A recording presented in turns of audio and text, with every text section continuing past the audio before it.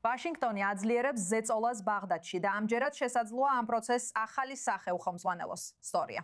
ტომბარაკის დანიშვნა აშშ-ის პრეზიდენტის სპეციალურ წარმომადგენლად ერაყში რეგიონში ოფიციალური პირების მიერ აღიქმება როგორც სიგნალი იმისა, რომ ვაშინგტონი ემზადება გაცილებით აგრესიული ნაბიჯებისთვის ერაყის ერთ-ერთ ყველაზე სენსიტიურ საკითხში, კერძოდ კი შეიარაღებულ დაჯგუფებებთან მიმართებაში, რომლებიც სახელმწიფოს კონტროლს გარეთ მოქმედებენ. პრემიერ-მინისტრმა ალი ალ-ზაიდიმ უკვე დააყენა განიარაღების საკითხი დღის წესრიგში. ის ამბობს, რომ მტკიცედ აქვს გადაწყვეტილი ყველა იარაღი სახელმწიფოს კონტროლქვეშ მოაქციოს, თუმცა რეალობა ადგილზე საკმაოდ რთულია.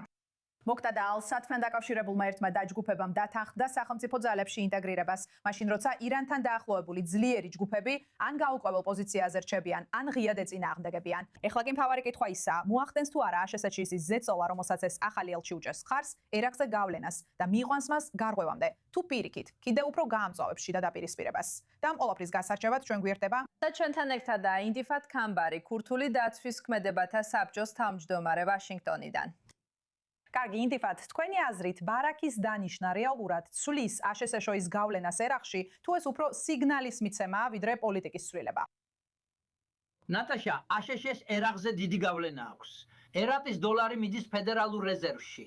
ეს ნიშნავს, რომ ბევრი შემოსავალი ნავთობის გატინდვებიდან მოდის.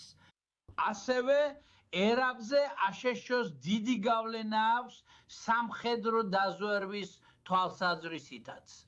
ასევე ქურთები, რომლებიც აშშ-ს მოკავშირეები არიან და დიდი აქტივია აშშ-ისთვის ერაყში. თუმცა, ფიქრობ, ელჩი ტომბარაკის განზრახვები კარგია მილიციის დაშლის საკითხში, მაგრამ რაც აქ აკლია, ნატაშა, არ არსებობს მკაფიო სტრატეგია, აშშ-ს სტრატეგია ამის გასაკეთებლად. ხალხმა უნდა გაიგოს, რომ ერაყის სახელმწიფო არის არ შემდგარი სახელმწიფო. ეს არის ერაყის სახელმწიფო უკვე 20 წელზე მეტია. მათ ვერ შეძლეს ელექტროენერგიისა და ელემენტარული სერვისების მიწოდება ხალხისთვის ხისთვის, რადგან სახელმწიფო მმართველობა მარცხს განიცდის, თუ ასე გსურთ დაარქვათ. ამიტომ შეერთებული შტატები ერაყის მთავრობაზე დაყრდნობით და გეგმაზე, რომ დაშალოს მილიციები, ეს არ იმუშავებს. გარდა ამისა, ხანდახან ირანის პროქსებისგან ისმენთ, იცით რას ფიქრობს ირანი? ასე რომ მე ირანის პროქსებისგან ვისმენ ერაყში. მათი სტრატეგია, ნატაშა, არის დრო მოიგონ 2 წელი, სანამ ტრამპი წავა. ამიტომ ისინი აპირებენ მოლაპარაკებას, დაპირებების მიცემას, აქა-იქ მცირე ნაბიჯების გადადგმას, მაგრამ ამ შეიარაღებულ ჯგუფებში ფუნდამენტური ცვლილება არ იქნება. შეერთებულმა შტატებმა უნდა შეიმუშაოს მკაფიო ეტაპობრივი სტრატეგია და მოახვიოს იგი ერაყზე.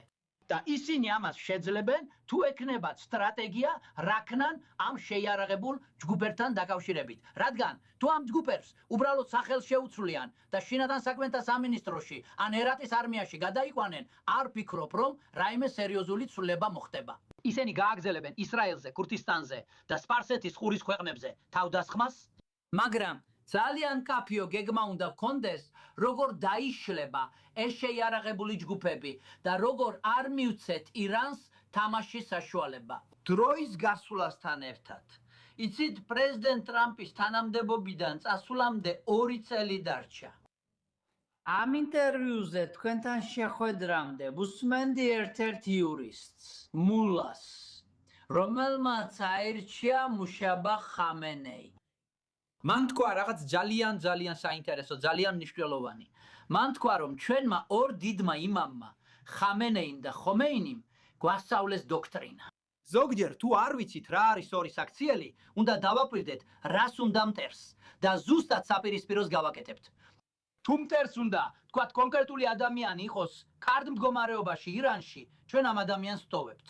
თუ მტერი ამბობს, რომ კონკრეტული ადამიანი ცუდია, სწორედ ამ ადამიანს ვისჩერთ.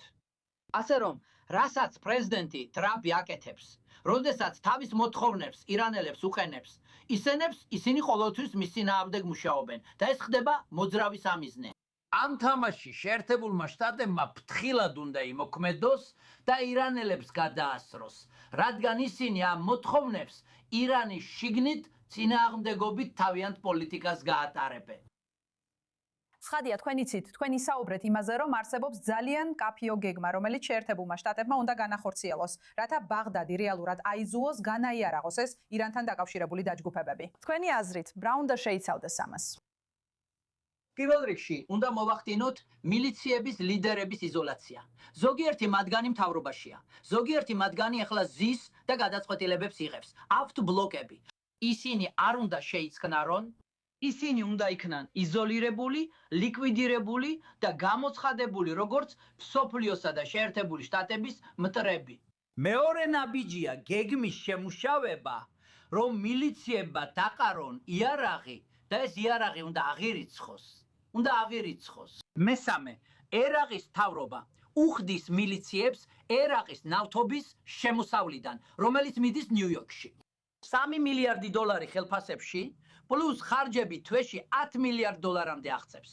ეს უნდა შეწყდეს, ერაყის მთავრობა უნდა დაემუქრონ. თუ გააგრძელებთ ამ მილიციებისთვის გადახდას, ჩვენ დაგიწესებთ სანქციებს. ჩვენ შევაჩერებთ დოლარის ნაკადს თქვენთან. მეორე რამ, გააძლიერეთ ამერიკის მოკავშირეები, გააძლიერეთ პეშმერგა, ქურთული პეშმერგა, მიეცით მათ მეტი იარაღი, მიეცით მათ საჰაერო თავდასხმა მილიციების, დრონებისა და რაკეტების წინააღმდეგ. ისინი უდიდესი აქტივია ერაყში. ამიტომ ეს ყველაფერი უნდა გაერთიანდეს დიდ გეგმაში, რათა დაიშალოს მილიციები. და ეს გეგმა უნდა განხორციელდეს გარკვეულ საკვანძო ეტაპებზე და ერაყის მთავრობა დროულად უნდა გააფრთხილონ ამის შესახებ. წინააღმდეგ შემთხვევაში მათ ლიკვიდაცია ემუქრებათ, სანქციები ემუქრებათ, დოლარის ბოიკოტი და სხვა ზომები ემუქრებათ.